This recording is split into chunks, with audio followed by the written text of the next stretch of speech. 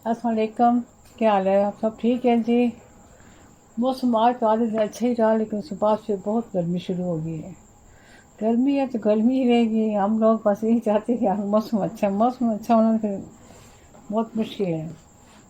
क्या ये है कि जब बहुत ज़्यादा गर्मी हो जाती है फिर अल्लाह ताला थोड़ी ठंडक आ देते हैं, दिल को सुकून मिल जाता है। मेरे से ऐसा लगता है बस तरोताज़ा हो गए हैं।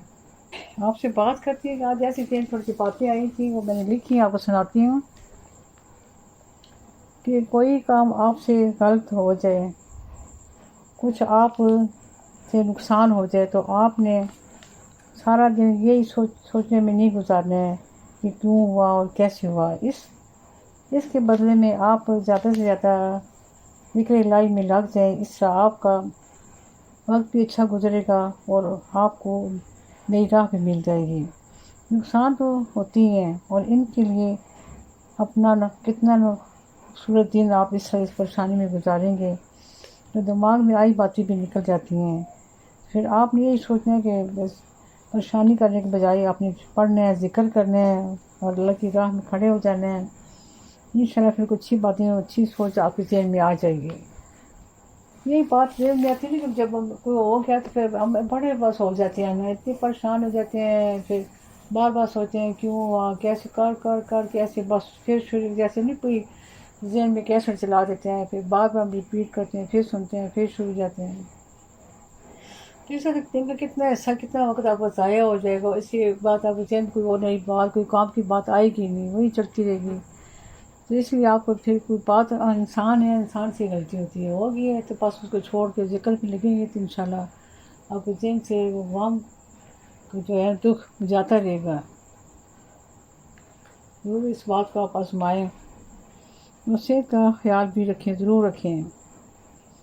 सफ़ेद पूदने को मैंने पहले भी आपको बताया था कि सफ़ेद पूदने के अल्लाह ताला ने ये पहाड़ों पे होते हैं और इसके बड़े फ़ायदे हैं। इस कदर फ़ायदे हैं, भूख नहीं लगती हो, प्यास कम लगती हो, खाना हजम ना हो, कब्ज़ हो, मोशन लगे, ये हर तरीके से ये बड़ा मुफीद है।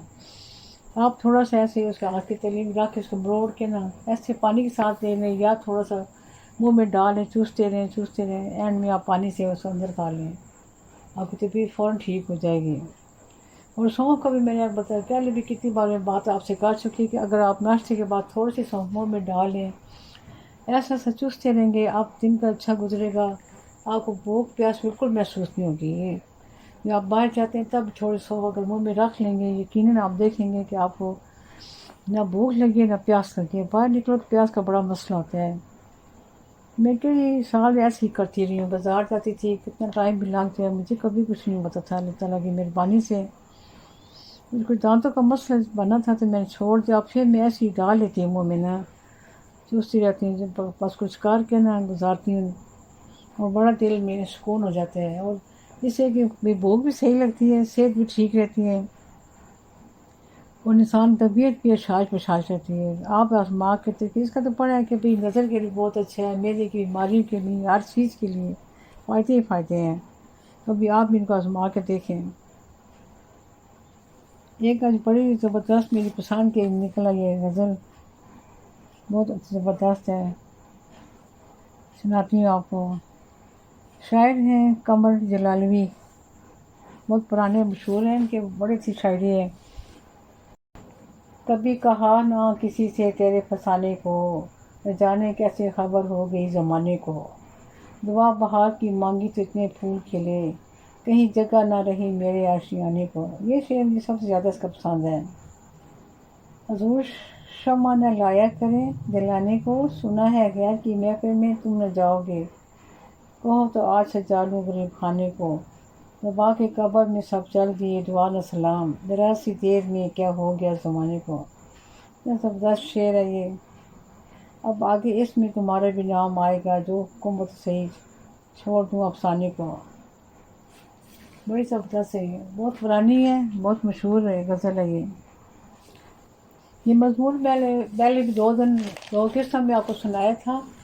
तो आपने ने कहा था कि ज़रा दोबारा भी इसे ज़रा ऐसा ऐसा बोलो, ऐसे ऐसे पढ़ के मुझे दोबारा सुनाओ।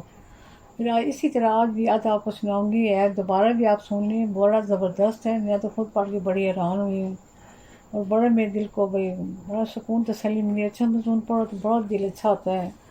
اور ہم لوگ تو بس ایسے ہی اتنے پڑھے لکھے تو نہیں, اللہ تعالیٰ کی مہربانی سے ایسی چیزیں ہمیں مل جاتی ہیں کہ ہم گھر بیٹھے ہی معلومات حاصل کر لیتے ہیں. لکھا ہے کہ رات کو جلدی سونا اور صبح جلدی اٹھنا کیوں ضروری ہے. رات کو جلدی سونا اور صبح جلدی اٹھنا انسان کو صحت مند اور عقل مند بناتے ہیں. کتنی زبردست بات ہے.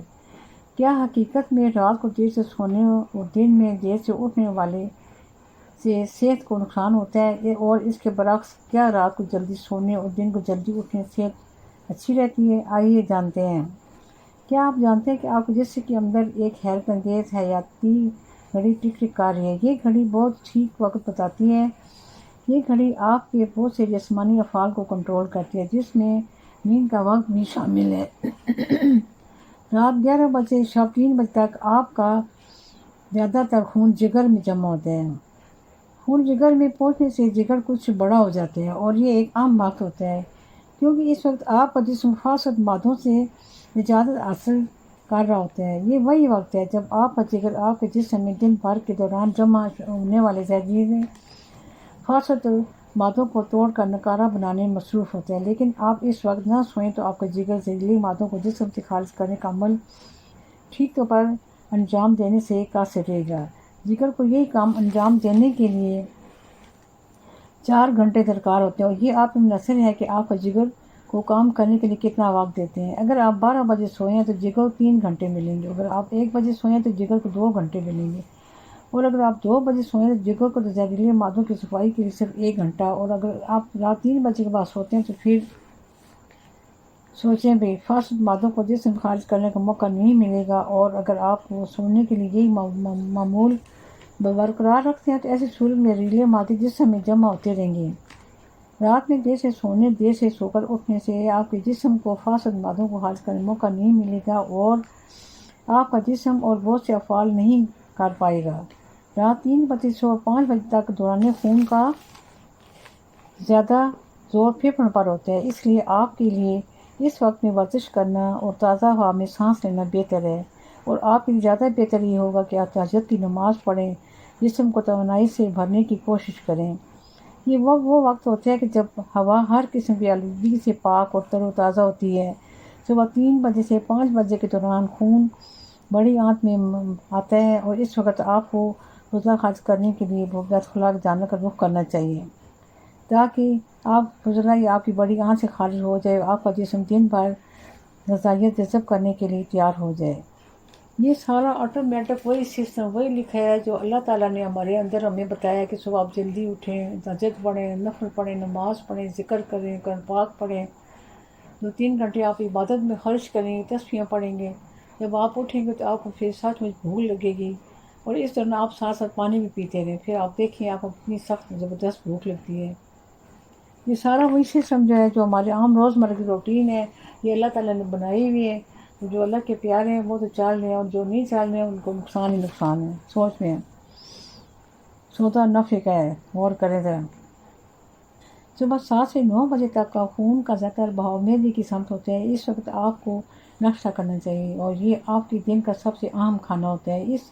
اس بات کو یقینی بنائیں کہ ناشتے میں وہ تمام چیزیں شامل ہوں جس سے آپ کے جسم کو مطلوبہ غذائیں اور طاقت مل جائے. آپ ناشتے کا انعقاد کریں گے تو آپ کو مستقبل میں صحت کے کئی مسائل کا سامنا کرنا پڑے گا, اور یہ سارے مسائل میرے آپ ہی کو سامنا کر رہے ہیں. تو ناشتہ کرنے میں غفلت کر رہی ہے, وقت ضائع کر رہی ہے, اور صحت بھی تباہ ہو رہی ہے. اس لیے ہمیں اپنی صحت اچھی رکھنے کے لیے جلدی سونے جلدی اٹھنے کی عادت بنانی چاہیے, اور صبح کا ناشتہ بھرپور کرنا چاہیے, اور ناشتے کو ٹالنا نہیں چاہیے. لیکن آج ہم صرف اس کے برخلاف کرتے ہیں, دیر سے سونا, دیر سے اٹھنا, صبح کا ناشتہ بھرپور کرنے کے بجائے رات کا کھانا بھرپور کرتے ہیں, جس کی وجہ سے صحت پر بہت مضر اثرات مرتب ہوتے ہیں. تو یہ تو سارا مضمون میں نے پڑھ لیا ہے. یہ آپ ہی اب غور سے آپ نے سننا ہے, غور کرنا ہے. بڑا زبردست ہے اور بڑا آسان زبان میں ہے. یقیناً آپ کو اچھا لگے گا اور سمجھ بھی آئے گی. یہ میری ڈائری میں تھوڑی سی باتیں لکھی ہوئی ہیں. 16/11/81 رات 10 بجے دن بدھ. لباس. دولت مند کا لباس تجارت ہے. آدمی کا لباس علم ہے، جسم کا لباس تندرستی ہے، علم کا لباس عمل ہے، درویش کا لباس قناعت ہے، اور اولاد کا لباس سعادت مندی ہے، عورت کا لباس حیا ہے۔ زبردست۔ خلیل جبران نے کہا ہے، کوئی شخص رات کی ظلمتوں میں سے گزرے بغیر طلوع سحر کا نظارہ نہیں کر سکتے ہیں۔ کچھ لوگ کانوں سے سنتے ہیں، کچھ پیٹ سے، کچھ گرے پان سے، اور کچھ لوگ سنتے ہی نہیں ہیں۔ تو بتا ہے